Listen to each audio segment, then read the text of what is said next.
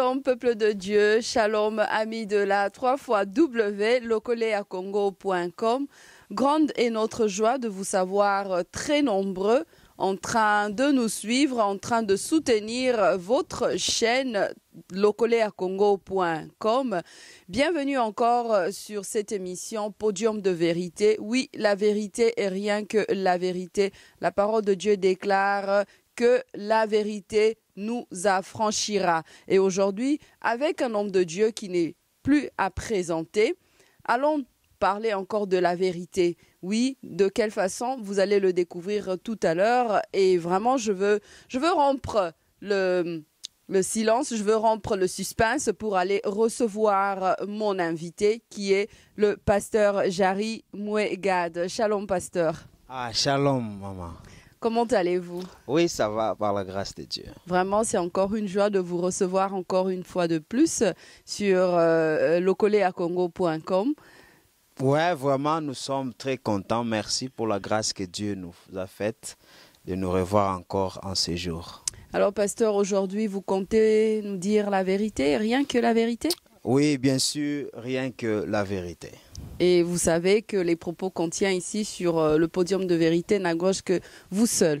Ouais, vraiment, comme d'habitude. Alors, quelle bonne nouvelle vous nous emmenez aujourd'hui? Alors aujourd'hui, nous avions voulu, par la grâce de Dieu, parler de la loi de la prière. La prière. Voilà. Très important. Voilà. D'abord, dites-nous, c'est quoi la prière? La prière, pour simplifier les choses, c'est une relation que l'homme entretient avec son Dieu. C'est lorsque nous communiquons avec Dieu, Dieu parle, nous nous répondons, nous parlons et puis il répond. C'est ça la prière. Alors voilà, je vous donne quelques minutes. Si vous pouvez nous introduire le thème d'aujourd'hui et nous dire comment est-ce que vous voulez vraiment que le peuple de Dieu puisse saisir ce message de la prière, de la loi de la prière aujourd'hui. Merci beaucoup. Alors, si nous pouvons lire la parole de Dieu, je vais lire deux textes, comme ça nous allons avancer pour notre exposé. Le premier texte, je crois que nous le connaissons tous, c'est dans le livre de Matthieu 6, 10. C'est la prière donc de notre Père qui dit « Que ton règne vienne, que ta volonté soit faite sur la terre comme au ciel. » Et puis le deuxième texte, c'est dans le livre de Ézéchiel 22, 30, que beaucoup d'entre nous aussi savent. C'est Ézéchiel donc 22, 30, je vais lire pour la gloire du nom de Jésus. « Je cherche parmi eux un homme qui élève un mur, qui se tienne à la brèche devant moi en faveur du pays, afin que je ne le détruise pas. Mais je n'en trouve point. Je répandrai sur eux ma fureur, je les consumerai par le feu de ma colère, je ferai retomber leur œuvre sur leur tête, dit le Seigneur l'Éternel. » Amen. Voilà, bien-aimés, alors nous parlons sur la loi de la prière. Pourquoi nous utilisons ce terme, la loi de la prière? Parce que nous avons compris en lisant la parole de Dieu que la prière, c'est un principe établi par Dieu qui permet que la volonté du ciel puisse s'accomplir sur la terre. Je reprends. La loi de la prière veut dire tout simplement que la prière, c'est un principe établi par Dieu lui-même qui permet à l'homme d'imposer la volonté du ciel sur la terre. Alors nous avons lu que Jésus a dit « Que ton règne vienne, que ta volonté soit faite sur la terre comme elle est au ciel. » Alors quand Jésus il dit la volonté du ciel, nous devons tout simplement comprendre que dans le ciel, il n'y a pas de malheur. Dans le ciel, il n'y a pas la corruption. Dans le ciel, il n'y a pas la pauvreté. Dans le ciel, il n'y a pas la maladie. Dans le ciel, il n'y a pas de souffrance. Alors, quand nous prions, c'est en ce moment-là que nous venons pour demander l'intervention de cette volonté-là de s'accomplir sur la terre. Quand j'ai été immature spirituellement, j'ai pensé que la volonté de Dieu nécessairement devait s'accomplir sans la coopération avec l'homme. Mais en lisant la parole de Dieu, j'ai compris que malgré la volonté de Dieu est là, quelqu'un peut même mourir sans pour autant voir cette volonté s'accomplisse. Et c'est aujourd'hui que nous avons apporté un remède par rapport à ces problèmes. Parce qu'il y a beaucoup de gens, il y a beaucoup d'enfants de Dieu qui pleurent. Moi, on a prophétisé sur moi. On m'a dit que la volonté de Dieu est que je serai guéri. La volonté de Dieu est que je serai pasteur, je serai ministre. Mais nous voyons, il y a des gens aussi qui meurent comme ça, sans pour autant, vu cette volonté de Dieu s'accomplir dans leur vie. Il y a même des gens aujourd'hui qui demeurent malades, malgré la volonté de Dieu n'est pas que l'homme demeure malade. Alors pourquoi c'est là? C'est parce que nous oublions. Il y a une loi établie par Dieu. Lorsque nous n'opérons pas par cette loi de la prière, on peut passer outre la volonté de Dieu. C'est pourquoi nous trouvons des textes tels que dans la Bible, quand tu lis par exemple Jacques 5, à partir du verset 13 à 15, la Bible nous dit que celui qui souffre, qu'il prie. Celui qui est dans la joie, qu'il chante. Celui qui est malade, qu'il appelle les anciens de l'église. Et ils vont faire la prière de la foi sur lui et la personne sera guérie. Alors aujourd'hui, il y a beaucoup de gens qui pleurent. À la place de prier, ils pleurent. J'aimerais t'informer, toi qui me suis, mon frère, ma soeur. Si tu as des souffrances, si tu as des problèmes, la solution ne vient pas en pleurant. Le pleur n'amène pas la volonté de Dieu dans ta vie de s'accomplir. Mais le pleur ne fait qu'empirer les choses. Il y a une grande différence entre prier et pleurer. Il y a une différence entre prier et se lamenter, ma soeur. Donc nous voyons aujourd'hui, il y a beaucoup de gens, à la place de prier, ils pleurent, ils se lamentent et la volonté du ciel ne peut pas s'accomplir. Pasteur, prier, est-ce que vous pouvez nous expliquer comment est-ce qu'une prière doit se faire? Parce que la prière, c'est, vous avez dit, s'adresser à une divinité, s'adresser à un intercesseur, s'adresser à Dieu. Voilà. Alors, comment est-ce que cette prière doit se faire? Est-ce qu'il faut avoir une certaine position? Est-ce qu'il faudrait, comme on a dit dans la Bible aussi, quand tu veux prier, entre dans ta chambre? Comment est-ce que ça se fait? Merci beaucoup. Alors, comment la prière doit-il se faire? Nous voyons Jésus nous a expliqué que si tu veux prier, entre dans ta chambre. Là, il parle, parce qu'il y a plusieurs types de prières. Ah oui, parce qu'il y a de ceux qui prient, qui doivent absolument regarder dans une direction pour pouvoir prier. Voilà. Est-ce que c'est comme ça aussi qu'il faut le faire? Non. Quand nous lisons la Bible, nous trouvons que on peut prier partout. D'ailleurs, la Bible nous dit prier sans cesse. Ça dit, je peux prier dans le métro, je peux prier pendant que je roule en voiture, je peux prier partout. Mais tout simplement, c'est que Dieu veut que lorsque nous sommes en train de prier, notre cœur doit avoir une certaine position d'humilité et une certaine position de pouvoir bien s'adresser à Dieu. Donc, l'attitude et la position, c'est beaucoup plus du cœur que de l'environnement dans lequel tu te trouves. C'est vrai, des fois, ça demande aussi, par exemple, si on peut faire des prières d'adoration, de louanges personnelles avec Dieu, on peut entrer dans sa chambre pour éviter des distractions.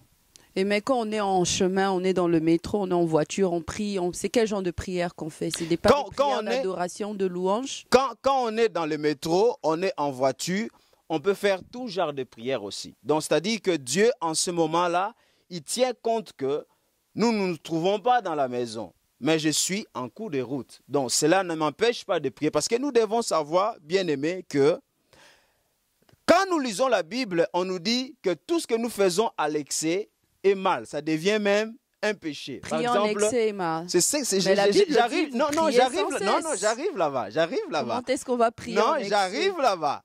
J'ai dit que la Bible nous dit, par exemple, manger à l'excès, c'est un péché. Danser à l'excès, ça peut être un péché. Mais prier à l'excès n'est pas un péché.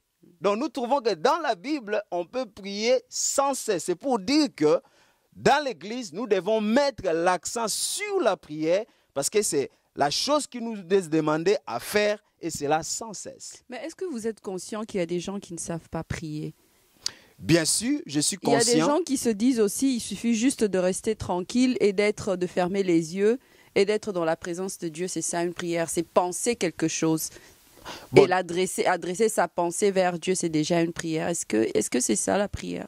Bon, il y a plusieurs formes de prière. Ça, par exemple, c'est la prière méditative. Donc, c'est une prière où on est dans le silence. Par exemple, quand tu lis la Bible, des fois, Dieu dit aussi, restez calme. Donc, il y a une prière qu'on appelle la prière méditative. On peut être en silence dans l'adoration, parce que l'adoration, souvent, ce n'est pas seulement dire les mots. L'adoration, ça peut être aussi l'expression de ton cœur dans la présence du Seigneur. Le silence peut être aussi une prière.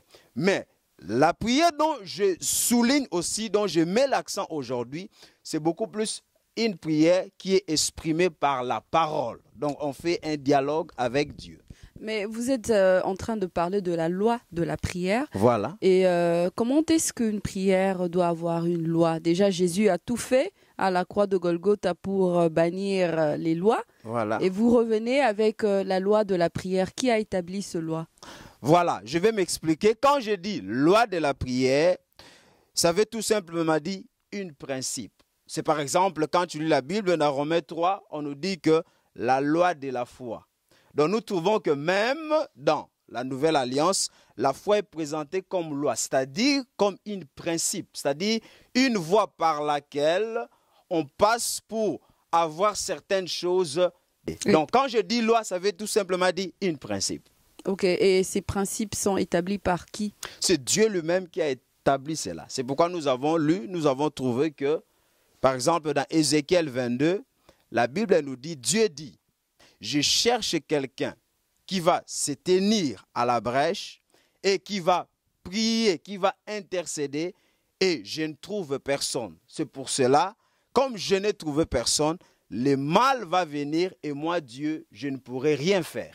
Déjà, pasteur, il y a quand même une équivoque dans tout ça parce que vous dites qu'il faut prier, on peut prier partout, on peut prier dans sa chambre, il y a plusieurs sortes de prières, mais vous dites qu'il y a une loi pour prier. Voilà. C'est quoi cette loi, vraiment pratiquement en un mot? C'est quoi cette loi? Ok, alors je vais bien ici simplifier. Alors quand je dis loi de la prière, je vais tout simplement... Donc c'est-à-dire qu'il n'y a pas quelque chose que Dieu a mis afin que la prière soit acceptée. Mais la loi seulement... en ce qui concerne que il y a une façon de faire si nous voulons que Dieu puisse intervenir dans notre affaire. Donc c'est comme ça que je peux expliquer la loi. Donc une façon de faire, cette façon de faire, c'est la prière. Voilà. D'accord. C'est ça l'explication. Mais Jésus à la croix, il a dit qu'il a tout accompli. Voilà. Et voilà qu'on accepte Jésus-Christ comme Seigneur et Sauveur dans sa vie. Toute chose ancienne est passée, on est devenu une nouvelle créature. Voilà. C'est-à-dire que nous avons tout reçu en Dieu, tout ce que nous avons, nous sommes accomplis en Dieu. Ouais. Et pourquoi il faudrait encore aller prier, demander à Dieu des choses?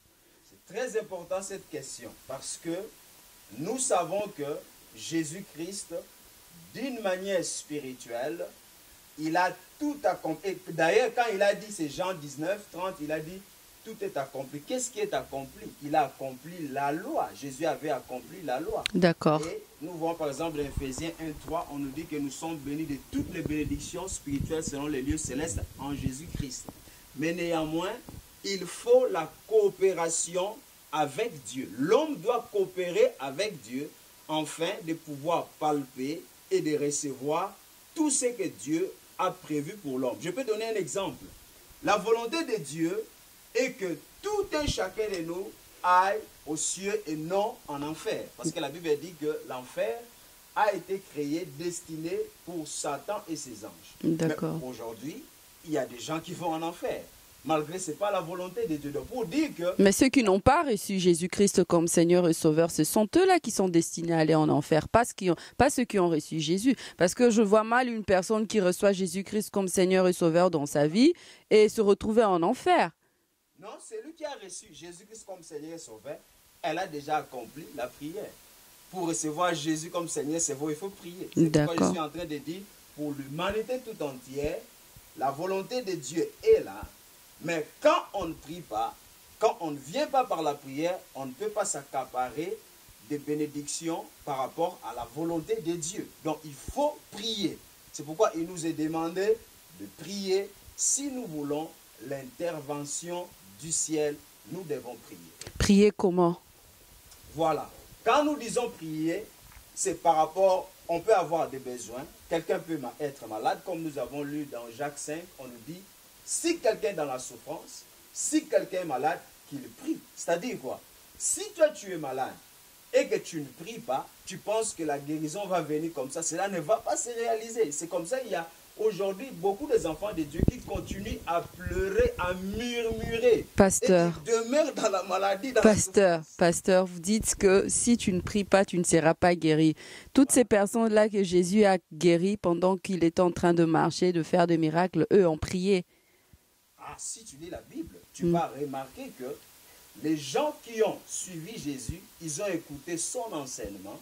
Et quand ils ont écouté son enseignement, cela a permis à Jésus maintenant, par rapport à la demande de gens, de pouvoir apporter la guérison. Je peux aller par des exemples dans la Bible. Ouais, justement. Bartimée, il a dit, fils de David, aie pitié de moi. Il fait une demande, ça c'est une prière. Matthieu 7,7. Demandez et l'on vous donnera. Cherchez, vous trouverez. Frappez et l'on vous ouvrira. Il a demandé. Et Jésus a dit, que veux-tu que je fasse pour toi? Il a dit, que je voie. Il a dit, ok, recouvre la vue. Mais il y avait aussi des personnes dans la Bible qui sont guéries sans pour autant demander quelque chose. Jésus avait juste besoin de manifester la grandeur de Dieu, la puissance de Dieu. C'est en ce moment-là qu'il a fait des miracles sans même en ce que les autres demandent. Alors, quand nous parlons sur la prière, nous devons comprendre, nous enseignons cela par rapport à nous en tant qu'enfants de Dieu, nous qui sommes déjà chrétiens. C'est pourquoi au début de mon exposé, j'avais dit que quand tu es immature spirituellement, tu vas mépriser la prière. Tu ne vas pas donner beaucoup d'importance sur la prière. Donc la prière, c'est pour les chrétiens. Quand on est dans l'ignorance, il y a des choses que Dieu peut faire par rapport à son amour, sa grandeur, sa souveraineté. Dans la prière, ce n'est que pour les chrétiens, pour les croyants, pas pour les non-croyants. D'ailleurs, pour quelqu'un qui ne connaît pas Dieu, la Bible nous dit déjà que la prière d'un pécheur, ça fait des bruits à ses oreilles. Donc, ce qui fait que Dieu, des fois, il peut écouter même un pécheur, comme on a dit, c'est tout simplement la miséricorde. Donc, parlons des principes, parlons de loi, c'est parce que vous êtes venu avec la loi de la prière. Donc, pour pouvoir prier, pour pouvoir adresser une parole à Dieu, je suis en train un peu de voir si j'ai compris ce que vous êtes en train de dire, si le peuple de Dieu sur la 3xwlocoleacongo.com sont en train de comprendre. Ouais. Donc, pour pouvoir adresser une prière à Dieu, il faut d'abord accepter Jésus-Christ comme Seigneur et Sauveur. Être en communion d'abord avec lui, ou c'est pas cela? Non, pas forcément. Tout le monde peut prier. Un païen peut prier, un athée peut prier, mais cela dépend maintenant de la réponse qu'on va obtenir. Tout le monde peut prier. Tu peux prier, mais est-ce que parce que tu as prié, tu reçois quelque chose? Ça, c'est encore une autre question. Mais pour prier, tout le monde est libre. Tout le monde prie. Alors, quand est-ce qu'on fait une prière avec résultat? On fait une prière avec résultat lorsque nous avons une relation permanente avec Dieu. Lorsqu'on marche dans la sanctification. Par exemple, le livre de Hébreux 12, 14 nous dit « Recherchez la paix et la sanctification sans laquelle personne ne peut voir Dieu. » Donc nous trouvons qu'il y a des bases sur lesquelles quelqu'un peut prier et puis obtenir quelque chose de la part de Dieu. D'accord. Mais voilà, quand on prie, qu'est-ce qu'il faut dire à Dieu pratiquement? Quand on prie, bon, il y a, comme je dis, il y a différentes... D'abord, on s'adresse à Jésus ou on s'adresse à Dieu quand on prie? Non, quand on prie, on s'adresse au Père. Parce que c'est le Père qui donne. Jésus-Christ a dit, notre Père qui est aux cieux. Alors, il nous montre que nous adressons notre prière au Père au nom de Jésus-Christ et puis en se basant sur la parole de Dieu, conduit par l'Esprit de Dieu. C'est un peu long, je vais répéter.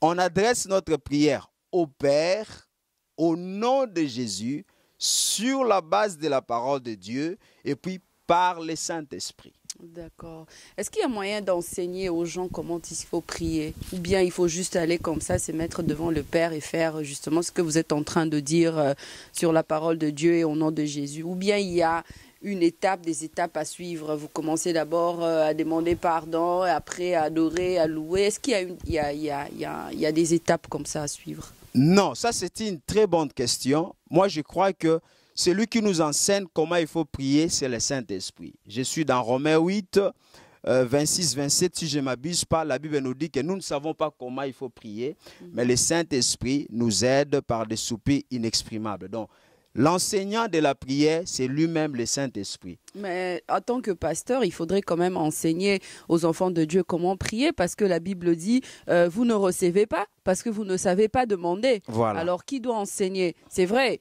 Le Saint-Esprit peut enseigner tout le monde, mais vous, en tant que pasteur, en tant que prédicateur, vous êtes là aussi pour apporter la lumière aux enfants de Dieu. Est-ce que vous êtes en train de faire en ce moment? Pourquoi ne pas apprendre aux enfants de Dieu? Ben voilà, quand tu te tiens devant Dieu, tu veux prier, tu veux recevoir ceci, tu veux recevoir, il faut faire telle prière. Non, en tout cas, les autres religions le font. Voilà, non, à l'église, nous enseignons cela. C'est comme je dis, bon, la prière, c'est un sujet qui est vaste. Par exemple, quelqu'un qui a besoin de quelque chose et qui veut demander à Dieu, ouais, il y a lieu de demander. Comment on demande? On demande au nom de Jésus. Jésus a dit dans Jean 16, 24, il dit, jusqu'à présent, vous n'avez encore rien demandé. Demandez en mon nom, afin que votre joie soit parfaite. Donc, quand je viens demander, j'ai besoin de quelque chose, je le demande au nom de Jésus-Christ. D'accord. Quand je demande au nom de Jésus-Christ, je peux recevoir ce que le Père a pour moi. Donc, je peux dire que papa, je suis malade, guéris-moi au nom de Jésus-Christ. Amen. C'est bon. Bon, je peux donner un exemple, par exemple, de moi-même. Oui. Moi, si je suis malade, comment est-ce que moi je prie? Je reçois ma guérison. Parce que la Bible dit que par le meurtrissure de Jésus-Christ, nous sommes guéris. Moi, si je suis malade, j'impose la main. Si j'ai le mot de tête, j'impose ma main. Au nom de Jésus-Christ de Nazareth, je reçois ma guérison. Parce que par le meurtrissure de Jésus-Christ, je suis guéri. Au nom de Jésus, Amen. Mais là, vous n'avez pas chassé le démon de la maladie. Non, il n'y a pas toujours lieu de chasser les démons. Parce que quand nous lisons la Bible, nous trouvons qu'il y avait des moments où les gens, quand ils étaient malades, Jésus disait « reçois la guérison ». Comme chez Bartimée, il a dit « reçois la vue ». Mais il y avait des moments où aussi il chassait les démons. Donc toute maladie... Mais justement, comment est-ce que savoir qu'il faut ici, il faut faire la prière de chasser le démon, voilà. Ici, il faut faire la prière de louange, dans ce cas, il faut faire la prière d'adoration, ici, voilà. Il faut implorer, demander... Comment faire toutes ces choses? C'est très simple. C'est pourquoi j'ai dit, le Saint-Esprit, c'est l'enseignant. Quand moi, je suis, par exemple, en tant que pasteur, je suis devant un malade, ou bien je suis devant quelqu'un qui a un problème, il a besoin que je prie pour lui. En ce moment-là, je ne dépends que du Saint-Esprit. Je ne peux pas le faire par ce que j'ai expérimenté. Non, je vais écouter l'Esprit de Dieu. Si l'Esprit de Dieu me dit, ici, il faut imposer les mains, je vais imposer les mains. S'il me dit, ici, il y a un démon, il faut chasser les démons, je vais chasser les démons. Si il me dit aussi, ici, il faut seulement appeler la guérison, je vais appeler la guérison. Donc, il y a plusieurs méthodes. On dépend du Saint-Esprit. On ne peut pas dépendre de sa connaissance, de son expérience. On doit être à l'écoute de l'Esprit de Dieu. D'accord, pasteur. Alors, essayez un peu de nous vous poser depuis longtemps, mais vous ne l'avez pas encore fait. Faites, je disais que est-ce qu'il y a moyen de simplifier cette loi-là? Voilà. Quelle est cette chose que l'enfant de Dieu, qu'un chrétien doit retenir? Voilà. Telle est la loi de la prière. Voilà. Donc, quand je dis ici la loi de la prière, je vais tout simplement nous dire que Dieu, avant de faire quelque chose sur cette terre des hommes, il a besoin de la collaboration d'un homme. Qu'un homme puisse demander cela. Cela paraît comme bête parce qu'il y a des gens qui ne comprennent pas la Bible, il y a des gens qui disent que mais Dieu est souverain, si Dieu il veut guérir, il va guérir, si Dieu veut sauver, il va sauver. Pourquoi il faut prier? Mais quand nous lisons la Bible, nous comprenons que cette terre a été faite pour l'homme. Par exemple, le psaume 115, le verset 16, la Bible nous dit que les cieux sont les cieux de Dieu, mais la terre, Dieu a donné aux fils des hommes. Dieu nous avait créés pour vivre ici sur la terre. Les problèmes de la terre ne regardent pas Dieu. Je dirais que pour les problèmes de la terre, Dieu, il a déjà mis les hommes ici sur la terre afin que les hommes puissent collaborer avec le ciel pour que le ciel puisse intervenir à résoudre le problème de la terre. Donc, quand nous disons la loi de la prière, Dieu, il dépend de nous. C'est pourquoi nous avons lu dans Ézéchiel 22, la Bible nous dit, Dieu, il cherche un homme. On pourra se poser la question, mais Dieu, pourquoi il faut chercher un homme? Si tu veux faire quelque chose, fais-le directement. Pourquoi il faut que quelqu'un prie? Oui, c'est comme ça parce qu'il y a cette loi-là qui s'impose de la prière. Demandez et l'on vous donnera. Donc, quand tu parcours la Bible, je peux donner même l'exemple même d'Élie. Nous voyons dans 1 roi 18. Élie, il a dit au roi Akab, il a dit, il s'est fait déjà entendre le bruit d'une grande pluie. Il dit, va, mange et bois, car bientôt il y aura la pluie. Mais si nous lisons la Bible, nous allons comprendre que malgré Élie a dit cela, il a écouté cette pluie-là spirituellement dans le monde spirituel, mais il va sur la montagne pour prier à 7 reprises, afin que ce que lui il a vu, ce qu'il a vu comme volonté de Dieu, puisse s'accomplir sur la terre. Pasteur, donc on ne prie que pour demander. Non, on ne prie pas seulement pour demander, c'est ce que j'avais dit. Il existe par exemple la prière d'adoration. Dans une prière d'adoration, là, on ne demande pas. La prière d'adoration, c'est une relation d'amour. C'est là où on vient maintenant partager son amour avec Dieu. On vient dire à Dieu combien on l'aime. Et puis, dans la prière de la louange, par exemple, la prière de louange, on ne demande pas aussi. Dans la prière de la louange, qu'est-ce qu'on fait là-bas? On exalte Dieu. On élève Dieu par rapport à tout ce qu'il a déjà fait dans nos vies. Les miracles qu'il fait, le secours de l'Éternel, la guérison qu'il nous procure. Alors, nous les remercions par rapport à tous ces bienfaits. Ça, c'est la louange. Donc, mais généralement, on nous apprend qu'il faut prier pour demander à Dieu. On n'apprend pas aux enfants de Dieu qu'il faut prier pour comment dirais-je, pour faire croître cette relation, cette intimité avec Dieu. Et voilà, mais même dans votre introduction, la façon dont vous êtes en train d'apporter la prière, c'est comme si c'est un élément pour recevoir, c'est comme si c'est une carte pour recevoir les choses. Or, voilà, du moment où on a donné sa vie en Jésus, on a besoin justement de prier pour développer son intimité avec Dieu. Merci pour cette question. Alors moi, ici, j'ai mis l'accent sur la prière du demande de quelque chose.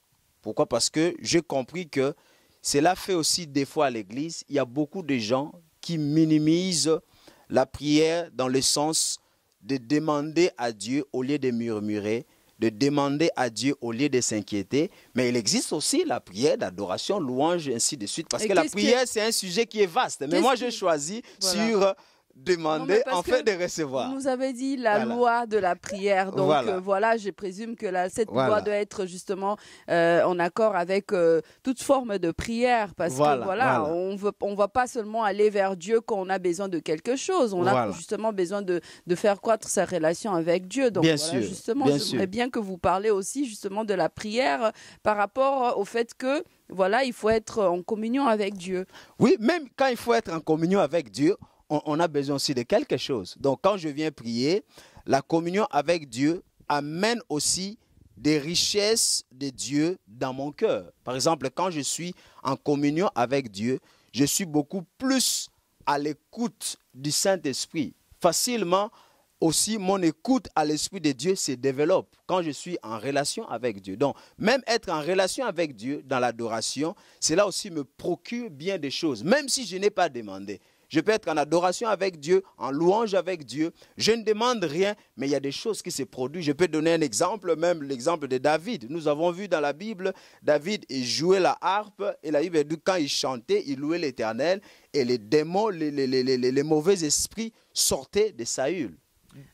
Pasteur, il y a plusieurs sortes de prières, hein. La prière en langue, par exemple. Est-ce que la prière en langue trouve aussi sa place dans cette loi? Oui, la prière en langue, bien sûr, parce que quand tu parles de la prière en langue, là maintenant, nous entrons dans 1 Corinthiens 14, où la Bible nous dit que celui qui prie en langue, qu'est-ce qu'il fait? Il se construit lui-même, il s'édifie lui-même. Donc tu vois que le fait de prier en langue, cela amène une certaine construction interne à moi. Donc, si je ne prie pas en langue, cette construction interne ne va pas se faire. Donc, cette loi-là revient même dans la prière en langue. Donc, quand je prie en langue, la construction se fait. Si je ne prie pas en langue, c'est difficile pour que cette construction interne puisse se faire. Pasteur, pourquoi dans les églises, il faudrait absolument prier à haute voix? Ça, c'est une très bonne question. Nous trouvons à l'église... Les gens sont habitués, je dirais ça. Ils sont habitués à prier à haute voix, mais je trouve que ce n'est pas forcément quand tu pries à haute voix que Dieu peut t'écouter facilement ou bien rapidement. C'est tout simplement une certaine habitude, je dirais. C'est une habitude que les chrétiens ont à prier à haute voix.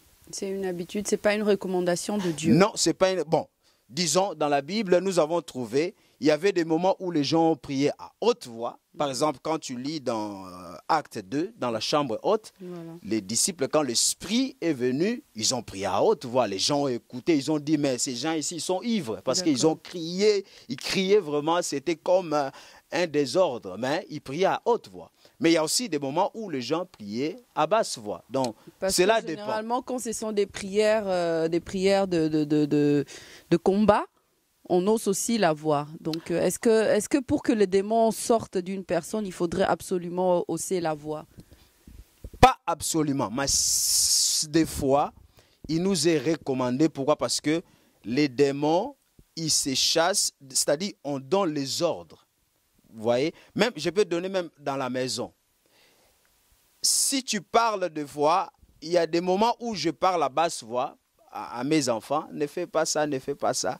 Des fois, il y a les enfants, ils ont même du mal à ne pas faire ce que je dis, il ne faut pas faire. Mais quand des fois, j'écris, j'ose la voix, ne fais pas cela. Donc, des fois, les enfants aussi, ils obéissent directement. Donc à un moment donné, il nous est demandé, par le Saint-Esprit, de crier sur les démons, de les chasser à haute voix. Nous avons vu Jésus aussi chasser les démons à haute voix. Et des fois, Jésus, il chassait les démons à haute voix. Sors! Mais des fois, Jésus aussi, il parlait doucement. Par exemple, au tombeau de Lazare, il cria, Lazare, sors de la tombe. Il a donné un ordre à haute voix. Des fois, on peut prier à haute voix, des fois à basse voix. Cela dépend de l'inspiration du Saint-Esprit. Donc, on dépend du Saint-Esprit dans la prière. Donc, deux fois qu'on prie aussi à haute voix, c'est juste pour secouer le trône de Dieu, pour qu'il écoute bien, pour qu'il réponde à nos demandes. Pas vraiment. C'est comme j'ai dit. Si le Saint-Esprit me pousse en ce moment-là de crier sur ces démons-là ou bien de crier sur cette situation, je vais crier. Mais si le Saint-Esprit ne m'amène pas à crier, je vais parler à basse voix et les choses vont se réaliser. Et pasteur, qu'est-ce que le chrétien, parce que nous sommes vraiment en train d'arriver vers la fin de notre émission, et voilà, j'aimerais vraiment aller descendre pour que nous puissions arriver à notre conclusion. Mais qu'est-ce qu'un chrétien doit savoir pour que en priant, qu'il puisse réellement recevoir ce qu'il demande à Dieu? Quelle est la clé qu'il faut utiliser? La clé qu'il faut utiliser afin de recevoir. Alors, je dirais, la première clé d'abord, c'est qu'il faut tenir le nom de Jésus. Parce que la Bible nous dit que c'est quand nous prions en son nom, nous allons recevoir ce que nous avons demandé. Et puis aussi, il y a la foi qui est là-bas. Parce que la Bible nous dit que quand nous prions, nous devons croire que ce que nous avons demandé nous sera accordé par le Père. Donc, nous prions au nom de Jésus. La foi aussi est très importante. Et aussi, ne pas oublier prier selon la volonté de Dieu. Là, nous sommes maintenant dans 1 Jean 5.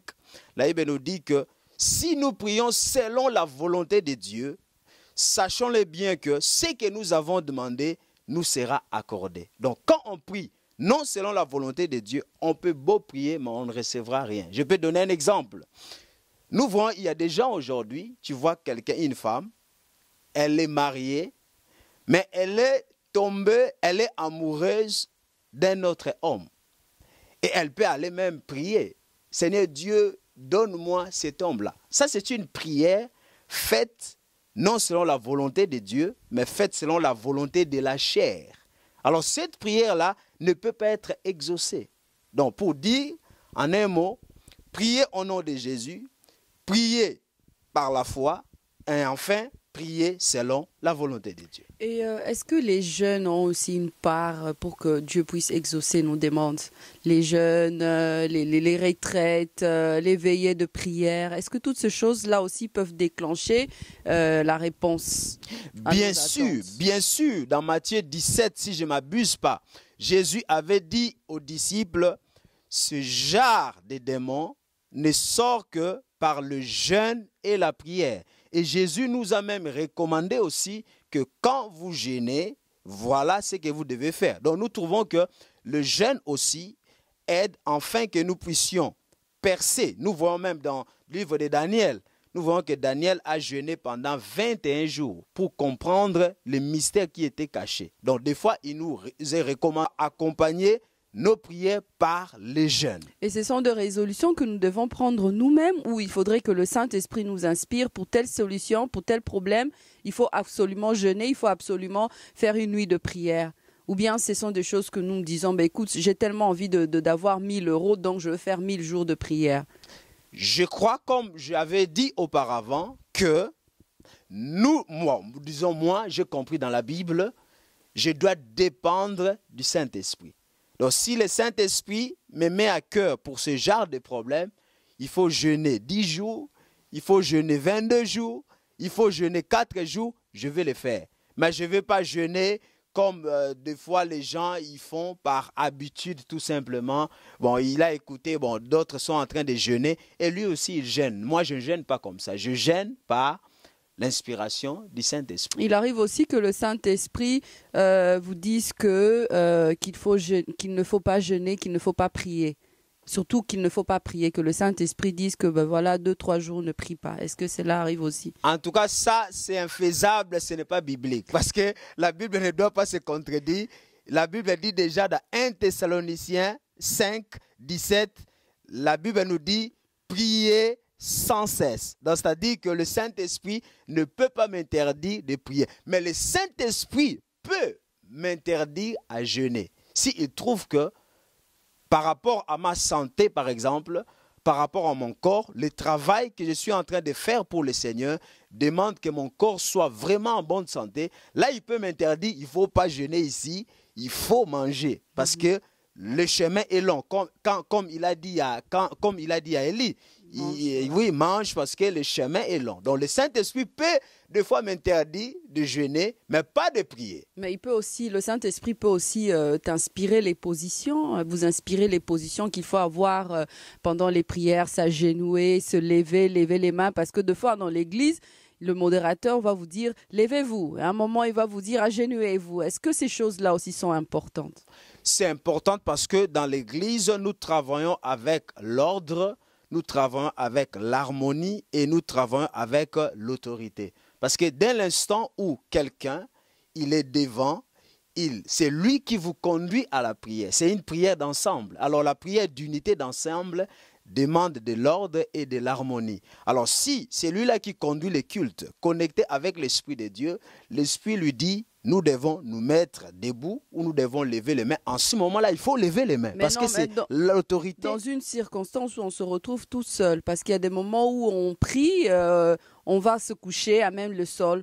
Il y a un moment où on est à genoux. Est-ce que c'est conduit par le Saint-Esprit ou par exemple, ou c'est nous-mêmes qui faisons cette résolution? Ben écoute, pour que Dieu m'attende vraiment, il faudrait que je couche à même le sol.